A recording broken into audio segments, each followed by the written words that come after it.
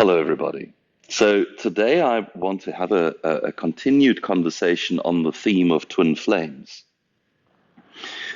I want to talk about the purpose of twin flames, the purpose of this arrangement, this particular constellation, why we would do this in the first place. And the reason I ask this question, why would we do it? Because it's quite a difficult thing for the soul to do. In many ways, it's a difficult thing for the soul to do, to balance two different streams, entirely different life streams, to balance them constantly so that these two life streams can meet up for their entwinement in incarnation, have the interaction they're meant to have, travel onwards and meet again, travel onwards, meet again. To keep this in balance is quite difficult.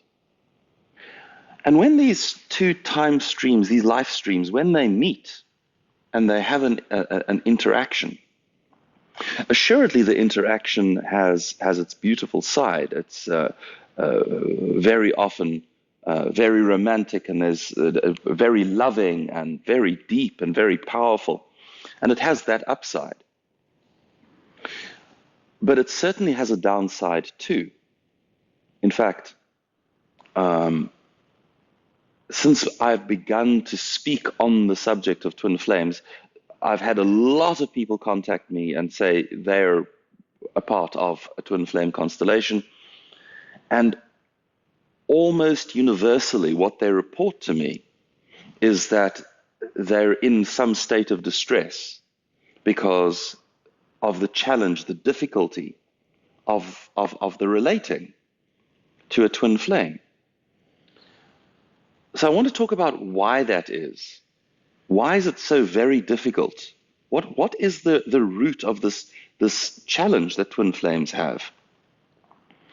I want to talk about why we would go to all of this effort to balance these life streams only to have a very difficult, challenging interaction, which, if the twin flames I've been speaking to are anything to go by, usually results in these two beings both alive on planet Earth, both aware of each other, both feeling heartbroken over each other, but they just can't be together.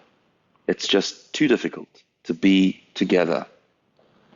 So not only is it challenging, it also involves a lot of heartbreak, a lot of sadness. Why would we do this?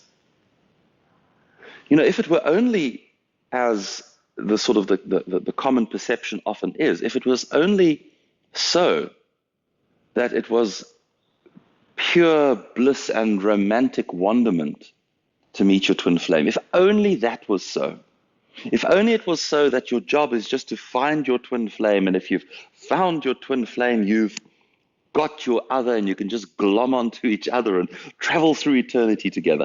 If that was so, I'd understand it would make perfect sense, but it isn't so. So let's talk about this. Before we can get into twin flames, I would like to say that it does seem to me that there is also a perception that we kind of all have a twin flame, we just need to find them. There also is a perception amongst the more romantically inclined that there are many twin flames out there. You know, you just find one that works, and then that's your twin flame. That it's kind of an equivalent of a wonderfully rich romantic interaction. That you could kind of have a one-night stand with a twin flame today and then let them go and tomorrow meet another one at the same bar or something like that. Well, this is not true for me at all. This is not my perspective at all. The twin flame thing, the true twin flame experience, is actually statistically very rare. The overwhelming majority of people on planet Earth have not procured or are not signed up for this kind of an interaction. It's a particular situation. And it is particular to beings that I would call them gift givers. And I want to talk about why that is. So there's a lot that I'm lining up for in this conversation. So gift givers are they're wanderers, star seeds, light bringers. They're beings who come into a much denser level of reality here on planet Earth. Step down maybe from the fifth or the sixth density, or the eighth, or somewhere beyond entirely. Stepped all the way down to the third density. Layers of deep forgetting to get here to planet Earth, carrying inside of their being, as they move through this deeper and deeper forgetting, carrying inside of them some special, unique gift, a thing that they are coming to planet Earth to gift to the Earth, the people, those around them, the planet.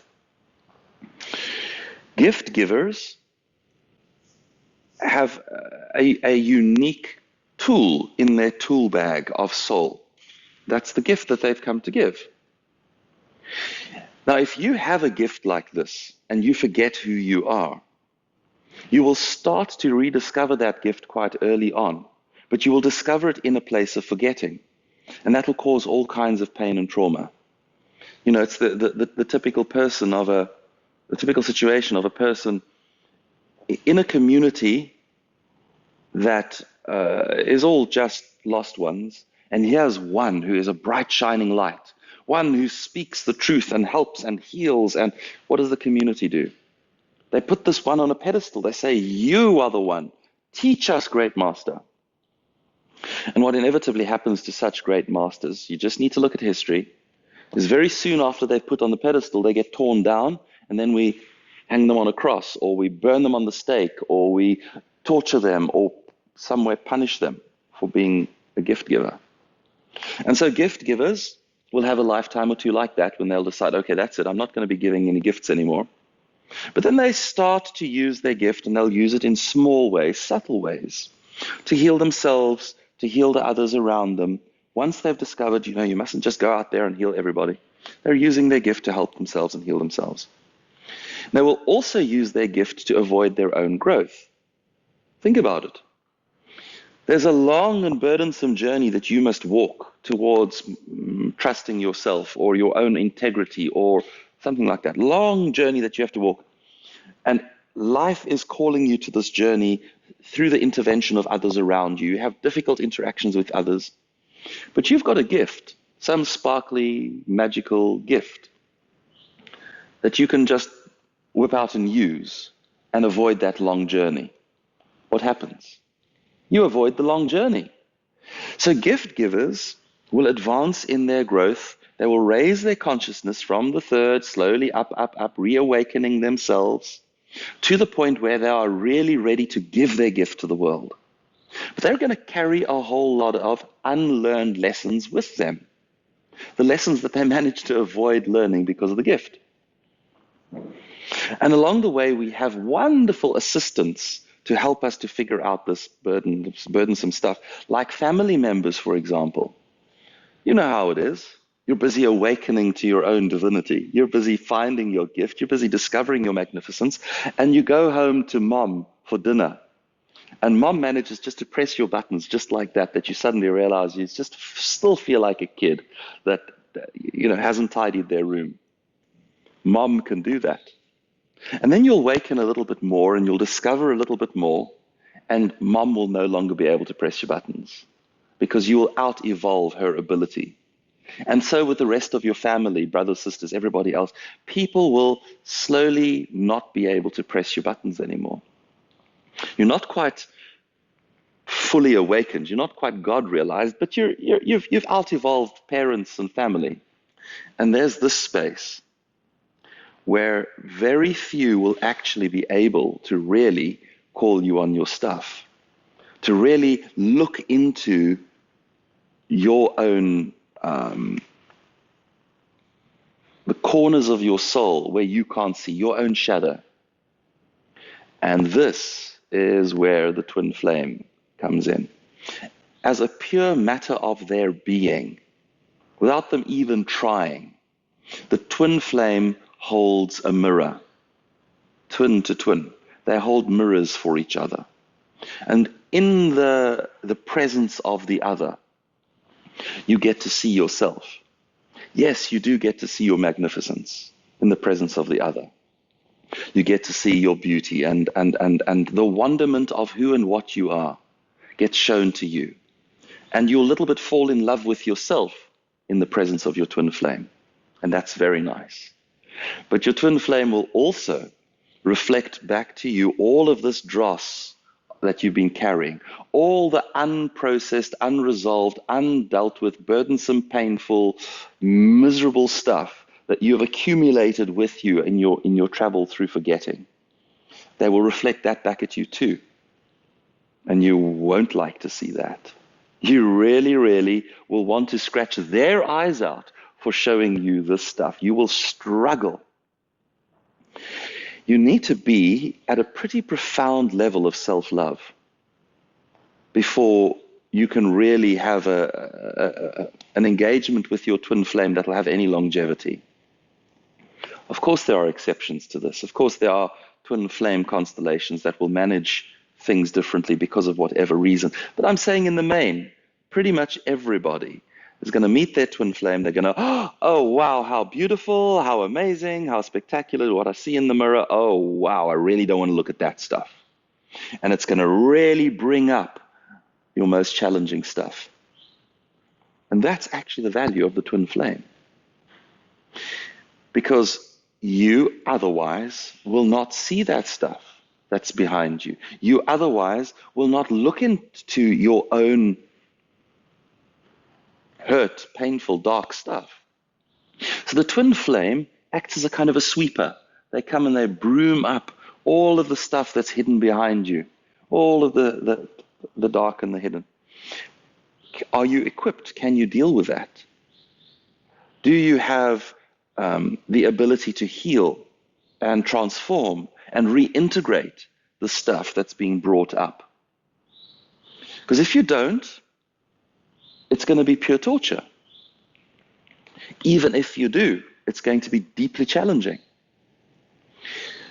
But the challenge is worth it if you are able to process it. It's not worth it if you're not. If you're not able to process it, well, perhaps you need to find somebody to help you process it. And in this regard, this is something I'd like to let you know that you can contact me for. This isn't really meant to be an advertisement for my services, but the awareness comes up that this is something that I can help with. So I'll put a link on this video frame that you can have a look and come and have a chat to me about. But really, what I wanted to say is what's actually going on here is the twin flame experience for both of you is bringing to the surface the stuff that needs to be looked at. So that this soul that's traveled these two different journeys, that otherwise would get lost in both of those journeys, would just not be able to ever come home, now procures for itself that it meets itself and shows itself what is causing it to get locked and blocked and stuck. And when it's able to really see and love and heal and reintegrate and transform, then that soul can bring itself home. The two twin flames uniquely held a key for each other that somehow nobody else can hold for each other. They uniquely, I dislike the term rescue and salvation. I really dislike these terms. But this is one place, because the person that can save you is you. The person that can rescue you is you, nobody else. The twin flame constellation uniquely can offer this service to each other. It's not fun. It's usually pretty painful. But that's one of the purposes of the twin flame interaction. So I just wanted to put this on the table and let you know something that I had been mulling over, thinking about. And while I'm at it, if you are in such a situation, whether it's a twin flame situation or another deep love relationship, if you're struggling, have a look. Perhaps a little coaching on the subject will help. Perhaps I can take you or both of you on a deep journey of discovery as to what the deepest cause of your stickiness is. But as I say, this wasn't meant to be an advertisement. This was more just meant to be a discussion about twin flames, which I will continue as I go. I will have more to say on the subject. Until next time, I love you with the heart of oneness. Goodbye.